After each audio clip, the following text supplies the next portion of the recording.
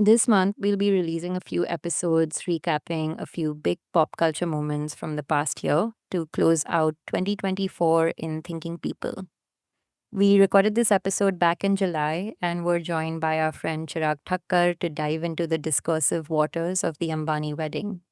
As always, we thought way too much about everything, but were thrilled for the conversation that came from it. So, without further ado, here's us thinking about the Ambani wedding.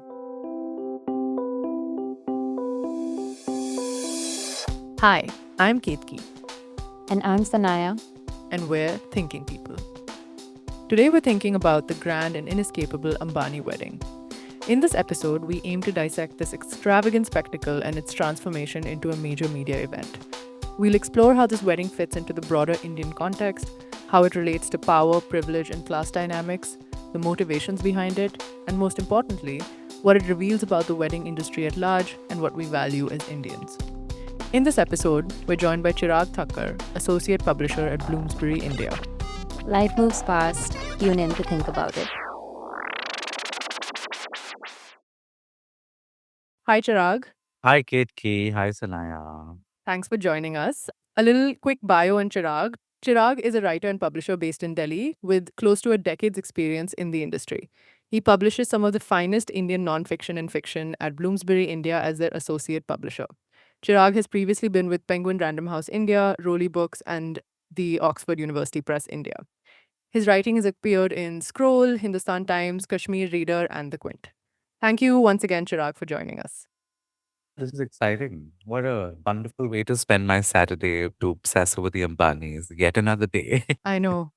Not like we didn't have enough of it, with the endless barrage of like videos and content and memes over the past couple of weeks. But why not dissect it? I would say.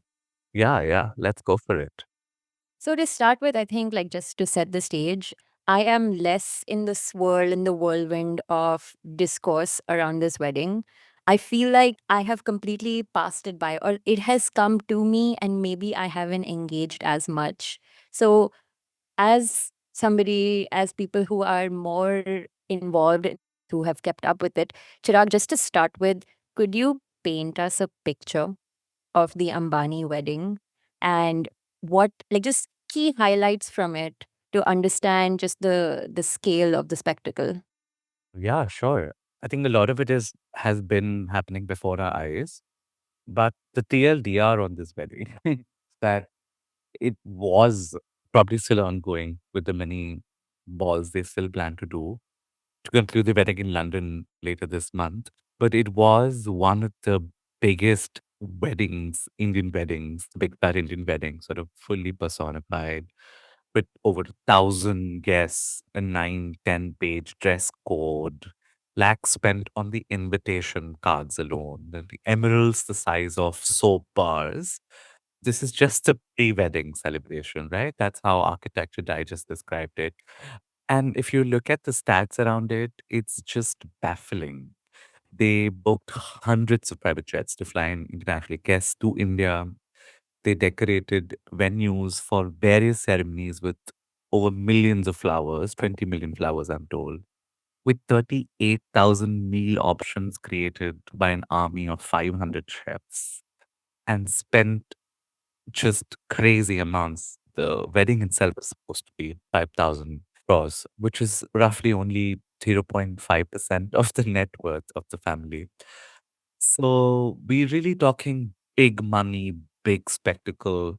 It's not just a cultural phenomena. It's a sign of, I mean, I think Fatima put it best. I don't know if you read her piece, but she called it a grotesque spectacle where it's like a confluence of money and a really dark Hindu extremism, because the Ambanis have started to position themselves as the ideal sort of Hindu family, the virtues of Ram and avatars of Vishnu and all the grand musicals and everything that they've been producing. And they've also wanted to cement their place, they probably have by now, as brokers of culture with the opening of the NMACC, the Nita Mukesh Ambani Cultural Center. They want to sort of take over the Tata legacy, who were like in a certain generation brokers of culture, but also arrive as the Rockefellers, be taken seriously, like the Carnegies, the Rothschild family. That's the legacy they want to aspire to have, and hence the grand sort of gesturing of this unending wedding calendar of theirs. A very vivid picture, but it's a grotesque spectacle. I think those words, those two words in particular, are the ones that immediately come to our minds. And I think I've seen them used quite a bit. So, what is it that makes us unable to look away? And also, I want to kind of understand from you that the media spectacle around this, who do you think it was targeted at? Who was the audience for all the media activities that were happening over here? If you're inviting influencers, say, like, who do you hope will see visuals and images from this wedding? Everybody, the world. I think is a multilingual signaling approach, I believe. Obviously, the rich want to be taken seriously by the rich. The rich like hanging out with the rich. The rich want to party with the rich. The rich want other rich people to show up for their events and their spectacles and their occasions. So a lot of it was to signal to other big investors, other big business players, other big heads of state, because those were also the people who did show up, right? From the previous weddings that they've had all sorts of princes and monarchies and democracies and heads of republics. Everybody has showed up.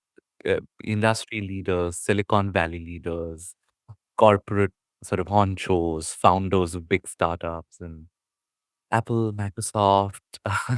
Everybody's like Tesla, everybody's in the bag when it comes to the guest list. And some of it is to sort of signal, and it's speaking to that class of that world of big money, but it's percolated down all the way to the last standing person with the geo connection somewhere in tier 2, tier 3 rural India, who's also able to look at it that this is the family that brought us telephony, connectivity, that's brought us like a ride away from anonymity, obsolescence, because geo and internet connectivity gave a lot of people a voice, a platform to be seen. So it's just about everybody. My algorithm is polluted with the Ambanis that at any given time in my search feed, I get Sri Nita Ambani reels either dancing, either doing a speech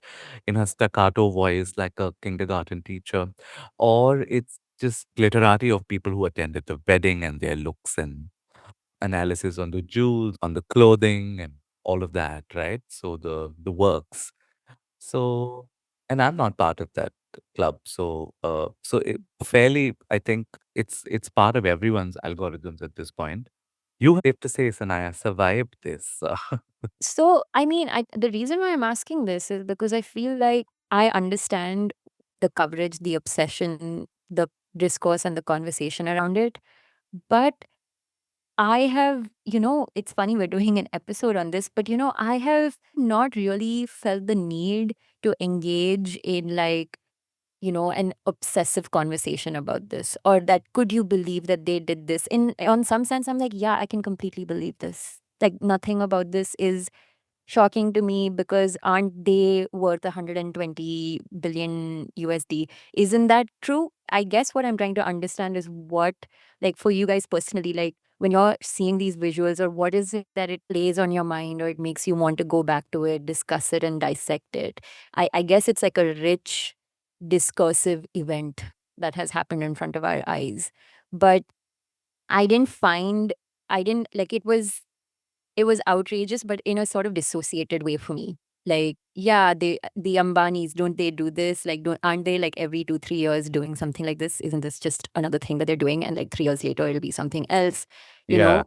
I think it's so, the Washington Post called it Asia's richest man hosting a spectacular, vulgar, star-studded wedding. And I think the Sun called it the world's most expensive wedding, and Al Jazeera, I think, called it Star-Studded Ambani Wedding Highlights India's Rich versus Poor Divide, right? So I think it's the sheer immunity with which this was happening, the sheer brazenness with which this was happening, when contrasted with the year that this has been, right?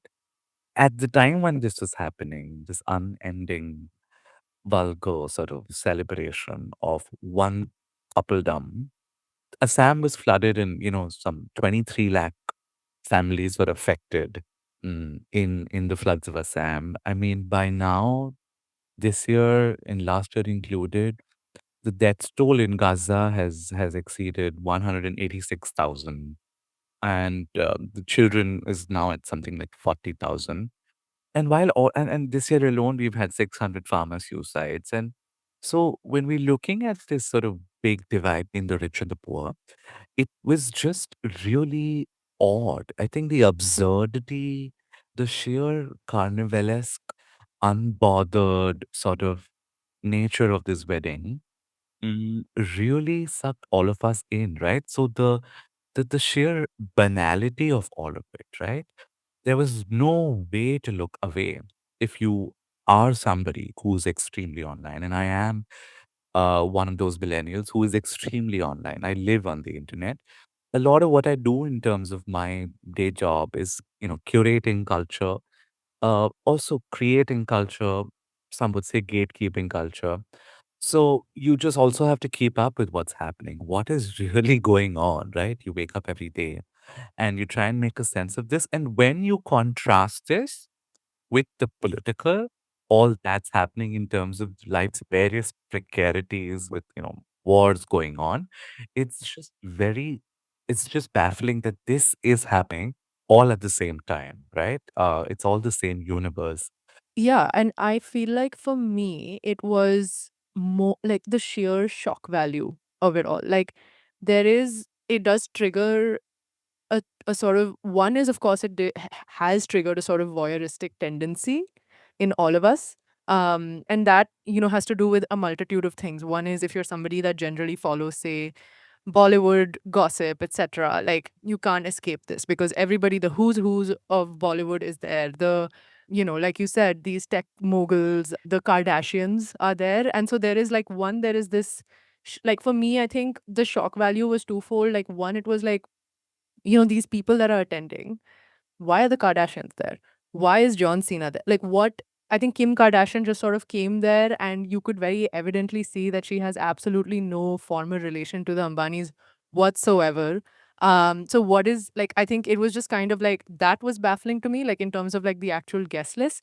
And then there's this other thing where I feel like obviously we know how money and power work in this country specifically.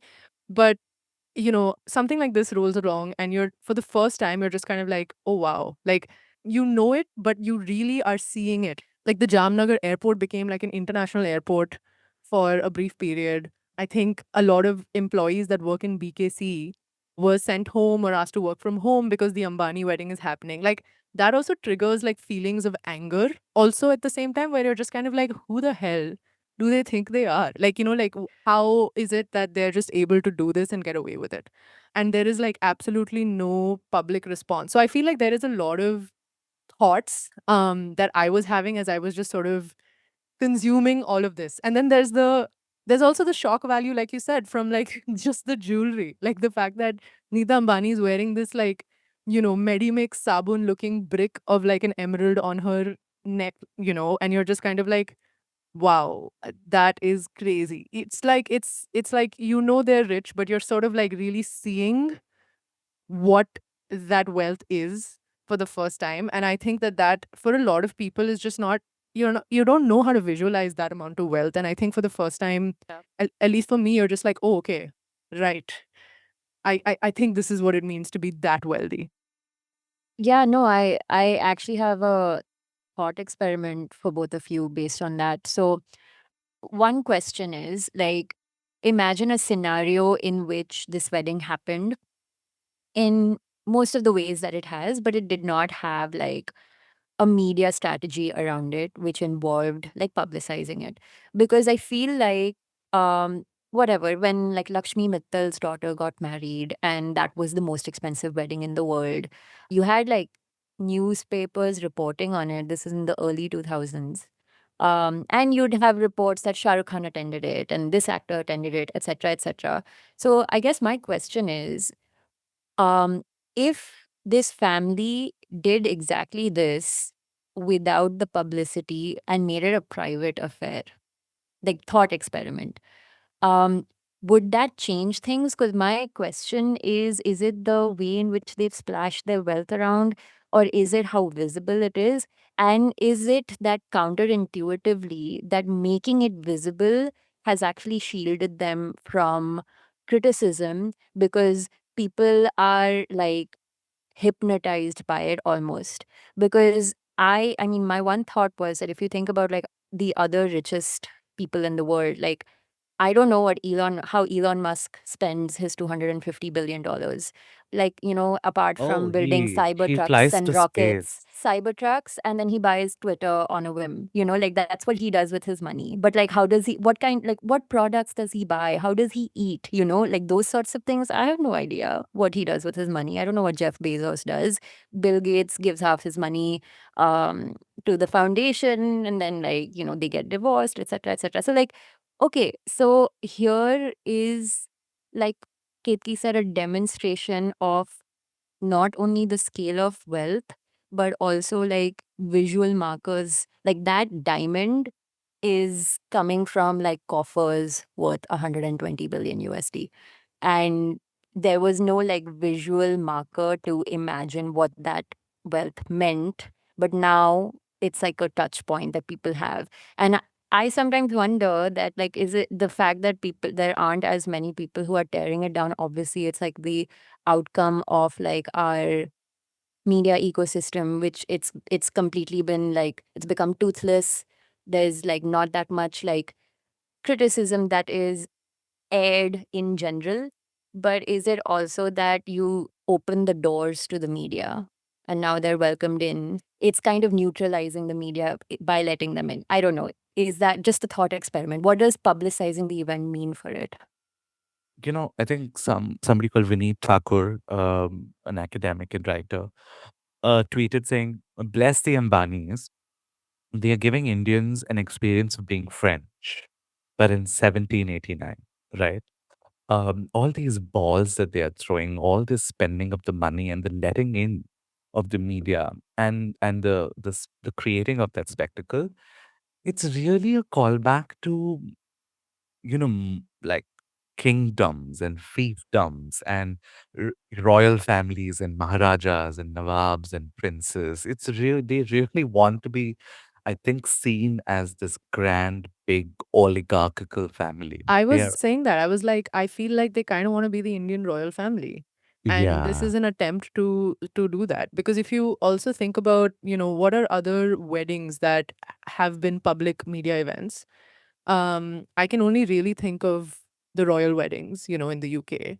And it's very different because that's a family that has a history and a legacy and is of value and significance to some bit of the populace or whatever, or has been of value. I don't want to speak for them, but here in this case, I feel like, another thing that we were talking about is that none of the Ambanis inherently are interesting as people. So it's not like I would say, apart from maybe Neeta Ambani, but like it's not like they are really making the headlines like, say, a Bollywood actor is, or like a Kate Middleton is, where people are obsessing over, oh, where has she been? She's not been in the limelight for like so many months or whatever.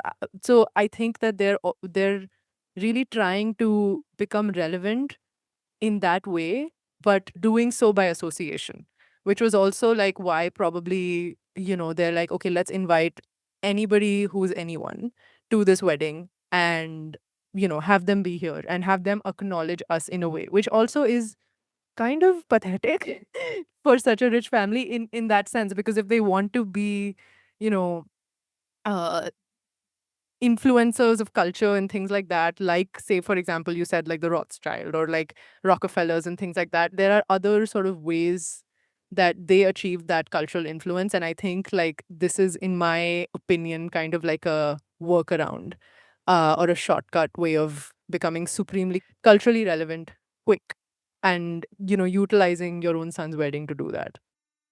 Yeah, I tend to agree.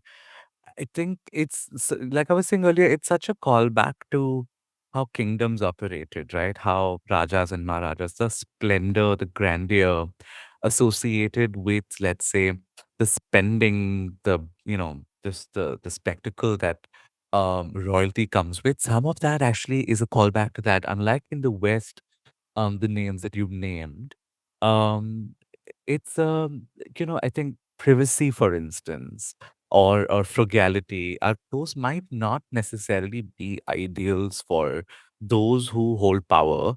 In Asia, for instance, there is a certain kind of uh, there's a certain kind of might and power and signaling associated with grandness of gesture. But equally, the British are obsessed with the weddings of royal families. I think another sort of parallel would be weddings of Bollywood people, Priyanka Chopra's wedding, for instance, or Kiara Advani's wedding with Siddharth Malhotra. Those had equal amount of sort of media attention, and like for a week, those would be the headlines. And yeah, I remember, I think there was a lot of conversation around how much Vicky Kaushal and Katrina wanted their wedding to be extremely private. So the paths were only allowed until the point, and there was a great deal of dissatisfaction and disappointment among fans because they wanted first visuals. But again, this couple here wanted to retain extreme control over that. And there were really no sort of leaks, and there were no actual, I think you got those much, much later. So it is possible to do a wedding like that in India. But here they're going full Uno reverse on this privacy question. They're just letting everyone in. And this whole performative humility of theirs, with folded hands and even the speeches that they made, it's this kind of posturing of humility and everything. That's just odd and doesn't really sit well with what is really, the larger messaging at work here. But, going back to like the weddings of Bollywood stars, I remember like on a yearly basis, there would be pictures from Deepika and Ranveer's wedding, Anushka and Virat's wedding, Priyanka and Nick. And then do we remember Karan Johar throwing a tantrum with Alia Bhatt saying that you did not invite me to your wedding with Ranbir, which was this close knit situation, which had like, maybe like a few photographs in that balcony. So I guess what I'm trying to understand is because I somehow like just can't help but feel like this tinge of hypocrisy. And this is kind of getting into what we are craving as an audience for the spectacle, that we want photographs of these big grand weddings from these stars. And now you have a situation where they're like, that's what you want, we'll give you that and we'll give you more. And here you're going to be talking about this for the next 8 to 9 months. 2024, this is what's happening. Yeah, I just want to understand because, Chirag, as you said, there is like almost feeling personally offended if somebody, like, if you're not showcasing this part of your life. So now you have these people who, granted, are not beloved actors, uh, but they've come and they're like, we'll get your beloved actors here. They'll be here and we'll open our doors to your entire wedding. So, yeah, I just want to understand our own psyches and like, what is it about a wedding and a wedding spectacle, whatever the scale may be, that we want to be here to eat it up? The thing is, I think that the wedding is the most immaterial. Like, it's actually, did anyone care really that Anant Ambani and Radhika Merchant got married? Because the thing that's different, when you compare it to a Bollywood wedding, is that you're actually sort of invested in the couple. I think this was more like it felt like a Met Gala ish event where you're just sort of like, the way at least I was kind of perceiving it, or like the way that sort of a lot of the discourse around it was happening, was like, this person wore this, or like, all of these like fashion bloggers that I follow were like, oh my god, did you see what Janvi Kapoor wore? She wore this like corseted top and la la la la. And it's basically this dissection of who's attending, and of course the bride as well. And it did raise a lot of questions about the Ambanis, but I also think that the actual bride and groom were the least like relevant part of the wedding. I don't know if you guys tend to agree with me here at all, but it was kind of not really about the wedding at all for me. It was just something beyond that. It just felt like like a Met Gala, like another NMACC event. And then there was this whole like, marketing PR strategy enabled around it to sort of cover it. Or maybe that's just the way my algorithm was serving things to me, because I wasn't like, I know there was some, like videos of like her bidai and like Nita Ambani's speech and things like that, but it just seemed inconsequential when compared to the other things. Right. I tend to agree. I don't think it's so much about the wedding. I think wedding to bas bahana hai. I think a lot of it is just them trying to sort of or signal who they are, signal their might really. It's mostly to do with power in this case. The fact that they're able to sort of line up Katy Perry, Rihanna, Beyonce, Justin Bieber, you name it, there is definitely a kind of intrigue there, right? Because these people come with steady. There was a lot of speculation about Taylor Swift, but I don't think that worked out. I think Kim and Justin coming has made that a foregone conclusion. I Yes. think. Yeah. Yeah. But I think these people come with steady fandoms and all their guest lists, all the other people, the world really. And John Cena just very well may have been a childhood obsession of Anand Ambani. It could just simply be that because there were misfits, and I think the Kardashian presence had to do with a kind of collaboration of sorts, right? Because look, they have skincare and, body wear and all sorts of things. They have brands that they're looking for in terms of business partners. The South Asian and the Asian buyer is very big. So these are also actually business meetings. They're softly coded collaborations for, deals to be struck. And, the Kardashians, obviously, we know, want to sort of tap into the big Asian buyer market. So some of that also is it's pure business, it's pure commerce.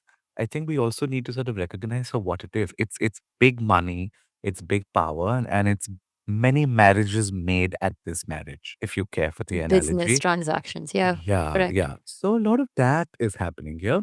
And let's not forget that a lot of the people who were called for a lot of the NMACC openings and the pre-wedding performances and the pre-wedding this and pre-wedding that and the ball at Cannes that they threw, the 800 guest list, 4-day Mediterranean, yeah, Yeah, cruise. the cruise, sorry. Yeah. Yeah, that a lot of some of that is also it's actually bought PR. Like you actually paid for all of these people. You have bought people to show up at the wedding. So, so really, what is the subterranean sort of subtext here? It's pure money, and then everything else, right? So, not a lot of these people. Like I remember at Isha Ambani's wedding, when the Baratis were served food, it was Bollywood stars who were made to serve food, including the Bachchans, the Khans. Nobody can unite these three Khans who can't look eye to eye and never get along and basically hate each other, but to get the three of them to do a dance number. Dance monkey dance. Monkey, yeah, yeah. And there's this lovely meme of the Ambanis visiting the Siddhivinayak Ganpati temple in Dadar in Bombay. And they're praying in front of the deity with folded hands. And someone put like a thought bubble next to Mukesh when he's praying, saying, Bhagwan kuch chahiye ho to bata de. Which I think really sums up the, the the sort of vulgarity of the kind of money that they have. They really are the big oligarchs of India. I have two questions for you guys, like very much related to what you just said. Number one, like, what do you think was the media strategy for this event? Because we've spoken about buying, like, bought PR, we've spoken about inviting influencers, like having like a, red carpet type entrance where you have paparazzi and stuff. But like, just if it had to have like an overarching strategy, at least to me, it feels like all guns blazing, throw everything at every wall in this like multi-dimensional room space. Every surface has to be covered. And the other thing is, who do you think was leading this effort from within the family? Because was there a person who looked more miserable than Anant Ambani? So at his own wedding, which I mean, like as you said, like it's like a wedding is a front for like other dealings that are taking place, but who within the family is like this is going to be like our sort of debut on this world stage where everybody's going to start noticing us, and we won't even see like the fruits of some of these strategies. Like, for example, until this episode of the Kardashians airs and you get to see like Kim going to a temple and whatever iconography and whatever symbolism and whatever power inherent in those visuals, and that being the export from this wedding. But yeah, like two two questions: media strategy and like who is leading this effort from within the family. I agree that the media strategy to me sort of seems like what can we buy and let's do it. Who are the influencers we can get? Let's do it. I think they probably invited so many more people, they just didn't come. And the people that did come are like Kim and Courtney and John Cena or whatever. I feel like they probably invited the entire freaking Kardashian family. And it was literally like, let's throw whatever and see what sticks. I think that was the strategy. The entire paparazzi was bought over. My hunch is also that there are like, news stories, etc., that were even planted in like foreign media and things like that. So I definitely think that was very much like the strategy, which is like, let's try and buy out everything possible. And then it'll hopefully create enough buzz for people to even organically write about it, which is also something that they have, I would say, achieved. And then your second question was what again? Sorry. Who could have led this within the family? Because I don't think it's Mukesh. Like, any that was my sense. If you see like how, I mean, the person who sort of become the face of all of their cultural or philanthropic endeavors, it is Neeta Ambani.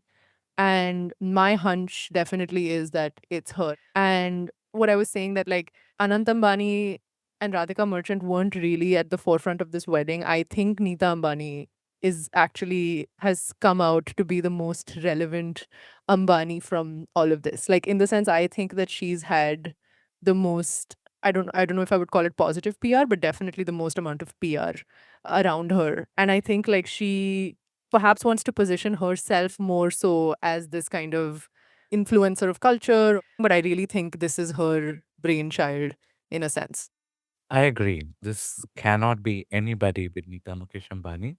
You just see her 1 minute dancing clip and you will know how much she loves fame, Yeah. how much she enjoys the attention, and how much she loves. She has main character energy, guys. I think that cat is out of the bag.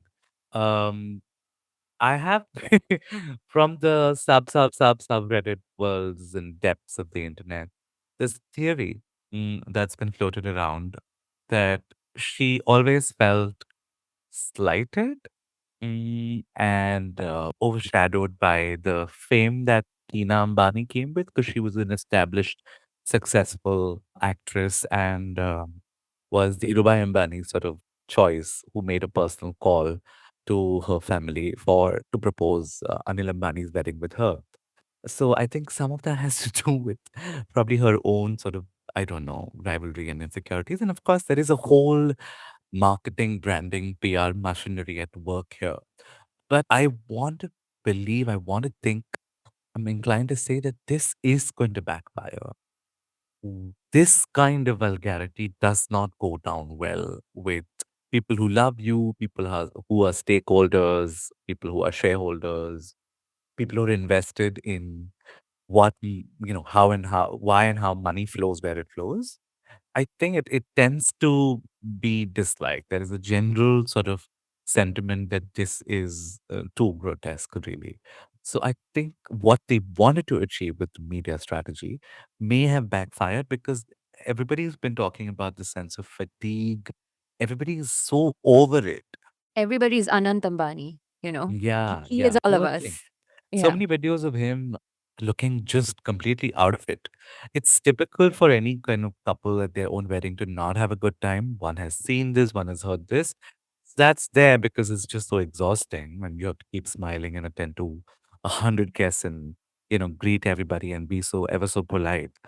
All that aside, in terms of what the typical shenanigans of a wedding look like, he really looked out for it. This really seemed like Nita Ambani's own personal kind of.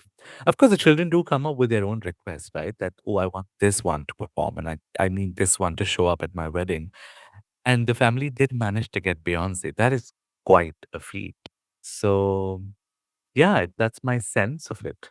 We've kind of touched upon why it is that we can't look away. What is it about this wedding that's, drawn us to it? And what are the Ambanis even trying to achieve? But to move away from the Ambanis for a second, and I think, like, so when Sanaya and I were talking about this wedding, the one thing that, even we were saying was, this is, of course, you know, very grandiose, very over the top, but it's just another big fat Indian wedding done at their budget. Like, I'm sure we've all either attended or come across a lot of these big fat rich Indian weddings where, you do have thousands of guests attending, or you do have, like a random musical act that you've brought in to kind of perform for whatever. And like, I think the entire wedding industry in India it's its own beast. And weddings in India generally, I think they have kind of gone through a transformation, especially I would say in the past 15 years or so. It begs the question, what does a wedding really mean or signal for an Indian? Because I think the way that we do weddings here is very different to how we do it abroad. Like, we're talking about how this particular wedding was not about the couple. I have heard that about so many weddings generally. It's not about the couple, it's about everything else. It's about your family. It's about, and your parents are so personally invested in your wedding in a way that they probably won't be if you were somewhere in the West. And it is a spectacle no matter the scale. I was saying this yesterday to some friends that my own parents' wedding, nowhere near the spectacle, but was attended by 1,000 people, which is crazy. So I'm wondering, like, if you guys have ever thought about this, like, is this kind of an accurate depiction of what we value as Indians? And what does a wedding really mean to us culturally? I think that is an interesting question to possibly ask. Yeah. No, I think I was thinking about this because this was one of the reasons why I was wondering what, like, what the, I was trying to understand reactions and responses to the wedding because I felt that relative to their income level, we in our lives, in our daily lives, and this is like across regions in India, it's like, you have a big fat wedding which is attended by everybody in the vicinity. Correct. And I think I saw a tweet that even said that, this is that mohalla wedding for which everything else has to close down. And but which is why I kept wondering, I'm like, you know what? Like if half of us had like half of this amount of money, my sense is that that wedding in that family would be like pretty similar. That's what I kept thinking. And I'm like, it's not like we are, frugal people who are simple and will have a court marriage. Like, not like people really have to fight tooth and nail in case that's what they want. Like, for example, like the idea of like a wedding that you need to have is like it's like a part of every person's life, or it's something that's imposed upon people culturally. Made in heaven is based on this entire concept, right? That you have like if we're talking about like the Ambanis being like the absolute top percentile, the richest family in the country, even if you're within the top 0.1%, or like us, we are in the top 10%, a lot of these weddings will be like microcosms of what we just witnessed. And we've just kind of expanded the scale a little bit. So, which is why I was like thinking about it, which is why I was like, I'm like, oh, is this why people are so invested in this? Because, yes, we're talking about this being grotesque. We're talking about income inequality. We're talking about political events that have happened simultaneously. But it's still like, we want to know, like, Diet Sabya is going to talk about all the outfits and all the events, all the influencers are going to be talking about it. Maybe this is the reason why the critique isn't as pointed, sharp, and severe, because maybe this is something that's happening in all our homes as well. That's what I thought. Could we say that this is even aspirational? Maybe not to this degree, but in a sense. Because, like, if you think about it, a big way in which weddings sort of happen, especially if you think about them, like how they happen in North India, is like, these people did XYZ thing at their wedding, so we must one up them. We must, that is very much a sentiment that goes around, I would say, and I have sort of witnessed as well.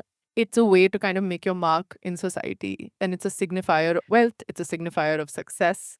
And that is, I think, ultimately what the Indian wedding is about. Yes, it's, like, I think some of the rituals and some of the ceremonies are nice and beautiful and all of that, but I also think that there is an element of it which is very much in India. A wedding is not about two people coming together, it's two families coming together. And if you really, I think about that often, I'm just like, where is the origin of this? Is it like during the time of like these, I don't know, like, I think it definitely has to do with caste. It has to do with, like, if you think about like two businessmen, Royalty. royalty, like it's a business transaction, in a sense, like, okay, you will cede this land to us if we give you our, princess, etc.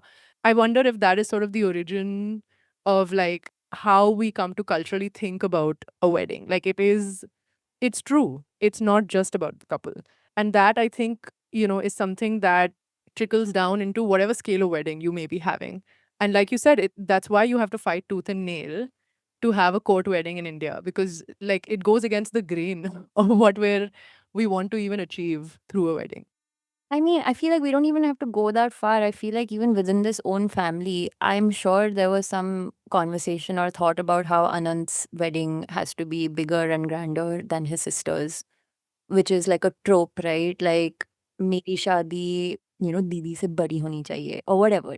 So, like, I feel like, I don't know, there is like, it's a familiar dynamic. And the fact that it wasn't about him, it was about like the larger family. Though in this case, I don't think it was two families coming together. I think it was the Ambani family gobbling up the merchants. Who are the merchants? Do we know anything about them? I personally don't. But yeah, it's a thing I've been thinking about, because I'm like, we're eating this up, we're talking about it. There are stories about how there isn't media critique of the wedding.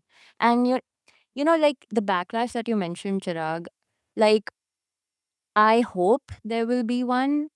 I'm not sensing one right now. I don't know when and where it will manifest and how. Like, will it manifest in a business sense? Will it manifest in like a public opinion sense? Will it manifest politically?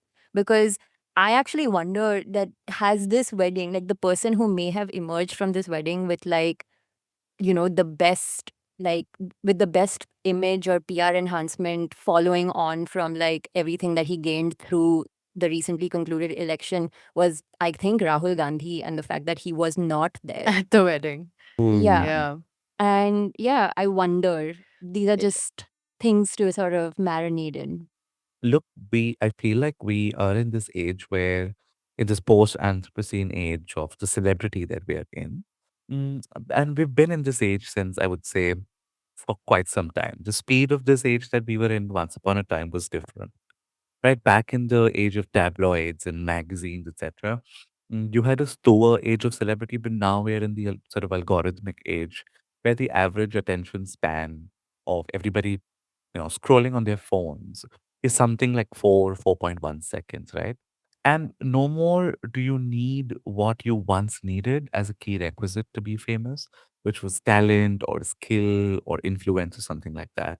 Today, what qualifies you to be famous and celebrity could just be bought, right?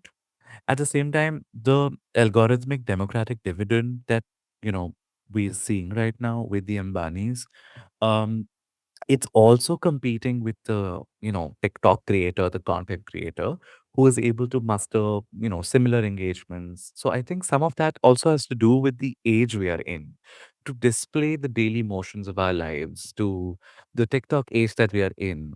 The wedding also sort of feeds off that culture. We're now an extremely we're a culture where the line between public and private seems to have completely disappeared. And I really wonder if privacy can be a tenet, an ideal that public persons can hold tightly to their chests, right? It's an age old question. Do our most loved people, public persons, beloved or not, do they deserve privacy at all? And if they don't, then they have to kind of then perform the dance. They have to do the dance. Like the royal family is expected to constantly feed this kind of voyeuristic appetite, insatiable, unending appetite for what the royal family is up to at any given point of time. And it is a machine that it's a monster, that self-sustaining monster that feeds itself.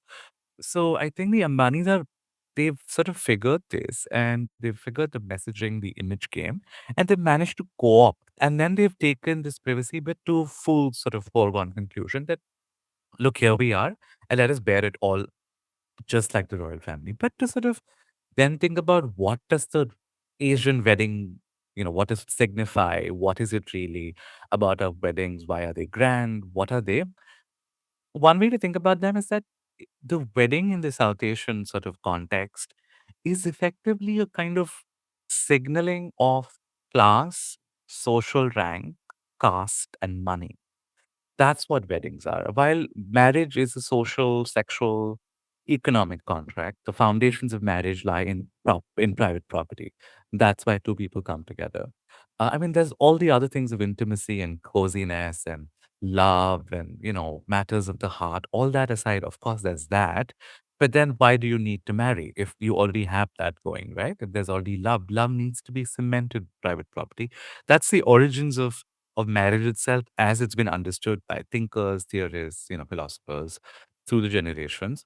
And the wedding is the kind of gesturing of class position. And in our context, weddings tend to be competitive. They tend to, one wants to outdo the previous one. The example you gave of the siblings sort of competing in terms of whose wedding is going to be grander within the Ambani family, it's very peculiar to Asia, I believe. While the rites and the customs as Brahminical as they may be, a lot of that union of families that you talk about, that's about cementing caste. That's about cementing place, caste position, Savarna hierarchies. That's about cementing property relations, business relations. So Isha Ambani's marriage happens to another billionaire's son, the Piramals. It's not coincidence that it is so, that she's not married, let's say, a drummer in a band somewhere or a TikTok creator from Patna. There is some of that also at play here. So a lot of it is sort of guided by the flow of money and power. Hmm. Yeah. And I think that perfectly encapsulates, I suppose, the nature and intent of this wedding as well, albeit on a very different scale. I have a question before we wrap for Of the both course. of you. If you got an invitation, would you go? I Yes, would you would. happily see what I'm seeing on my phone in Yeah. person. It would have high camp value for me. I would totally go. Mm. Sanaya? What does that Uh, make us spend? I really want to watch the episode of the Kardashians. That I mean, I know I evaded your question. Would I go if I was invited? I think yes, because I feel like I am generally more in favor of doing things that, like if you tell me this is like something you will never get to do again, I feel like I would end up doing it just to see. Same as like a ethnographic exercise almost. But I really want to, like, the reason why I'm stressing that episode of the Kardashians, I want to see because I feel like they're going to tap into this like Gen Z TikTok ecosystem, which they've already kind of reached with Kim's presence there already. But I think this is going to be the export of like the idea of like the good Hindu family, which is incredibly wealthy. And it's going to, like, I just want to see how they're going to speak about it and how it's going to be depicted. Yeah, I feel like having no context, the Kardashians, I'm going to end up watching that episode just to see what we end up seeing through that show's eyes. But yeah, Ketki, would you go? We are such hypocrites because yes, I would go. And let's be real, I think we would probably have a fun time. In the sense, like, I mean, why would I not want to see, Rihanna perform live? Or why would I not want to enjoy myself on a fucking expensive ass cruise and have Andrea Bocelli perform and then the Backstreet Boys perform? Like, that is definitely something that would draw me to this, where I'm just like, yeah, I want to see that. Definitely want to see that. I would not get on a ship. I'm sorry, like I would not do. For personal reasons. Yeah. Number two, I think like one reason why I would consider not going. Do we know if there was alcohol at this wedding? Probably There not, were right? there There were was, there was. hotspots. There Yeah. were Okay, there hotspots was. of wedding Was there a car alcohol. or bar? At There this we go. wedding.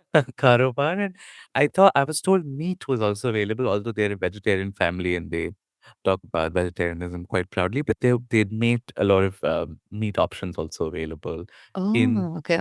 selected hotspots. I read that on Reddit. But if we would go to this wedding, Mm, then there's something to be said about envy when we think about why we have been sucked into this. There is a Yeah. sense of aspiration, there's a sense of envy, there's a sense of intrigue that is part of this vulgar, grotesque sort of display. But would it remain grotesque and vulgar if we were at the wedding? Lots to think about. Yeah. And Food for that's thought. food for thought. Yeah. Thanks so much for listening. Thinking People podcast is hosted by Sanaya Chandar and Keerti Sharma. Our producer for this episode is Yash Hirave. You can find us on Spotify, Apple Podcasts, or wherever you get your audio content. Be sure to follow us at Thinking People Pod on Twitter or X and at Thinking People Pod on Instagram. If you'd like to get in touch, write to us at thinkingpeoplepodcast@gmail.com. Stay tuned for our next episode.